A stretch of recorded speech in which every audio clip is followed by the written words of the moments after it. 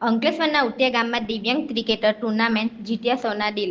જ્યાં એક તરફ શારીરિક વિકલાંગતાના લોકો ઘણીવાર મજબૂરી અથવા અભિશાપ તરીકે જોતા હોય છે, ત્યાં અંકલેશ્વરના ઉટિયા ગામમાં યોજાયેલા એક અનોખા ક્રિકેટ ટુર્નામેન્ટ સાબિત કરી દીધું છે કે જો હિંમત મજબૂત હોય તો કોઈ પણ અડચણ જીવનની રાહ રોકી શકતી નથી। અંકલેશ્વરના ઉટિયા ગામ સ્થિત ઉટિયા ક્રિકેટ ગ્રાઉન્ડ પર ચૌહાણ ક્રિકેટ ક્લબ દ્વારા ખાસ કરીને દિવ્યાંગ ખેલાડીઓ માટે વિશેષ ક્રિકેટ ટુર્નામેન્ટ આયોજન કરવામાં આવ્યું હતું।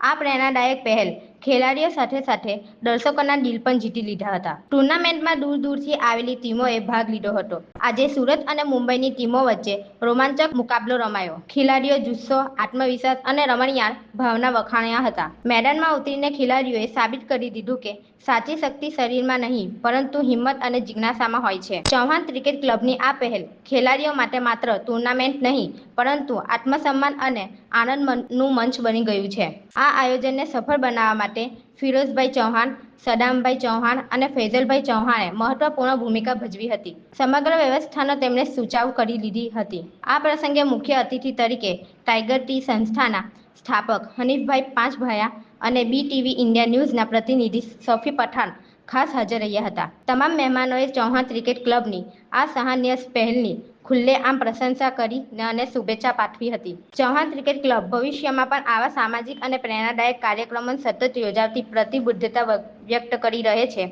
આ ટુર્નામેન્ટ માત્ર રમતનો ઉત્સવ નહીં પરંતુ સમાજ માટે એક પ્રેરણાદાયક સંદેશ પણ બની રહ્યો છે।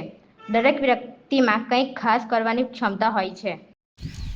પહેલાં તો ચૌહાણ સ્પોર્ટ એસોસિએશનને હું ખૂબ ખૂબ આભાર માનું છું કે અમે વિકલાંગ લોકોને અહીંયા એક તક આપીને રમવા માટે બોલાવ્યા છે।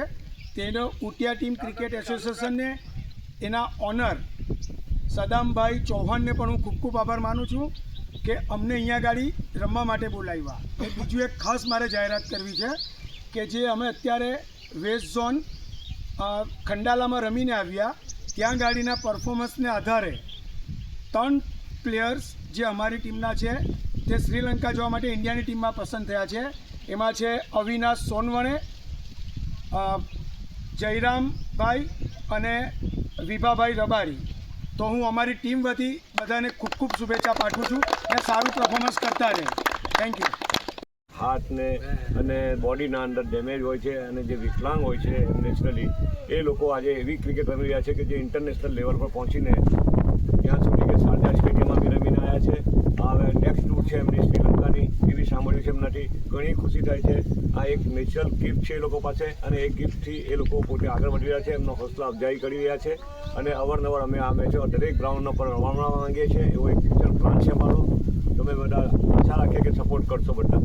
અને આ ગામના લોકો ઉટિયા ગામ એક આ પહેલી શરૂઆત કરી છે જે ભરૂચ જિલ્લાના અંકલેશ્વર તાલુકાના અંદર આવા વિકલાંગોને લાવીને રમાડે અને એમનો હૌસલા અફજાઈ કરે અને એ લોકો આગળ વધે અને એમને દરેક રીતે સપોર્ટ થાય દરેક માણસનો, એવી આશા હું બી રાખું છું। અને અમારી સંસ્થા જે ટાઈગર ટી ફાઉન્ડેશન છે એમના તરફથી હું જે કંઈ સપોર્ટ થશે, જે કંઈ મદદ થશે તે હું કરવા તૈયાર છું।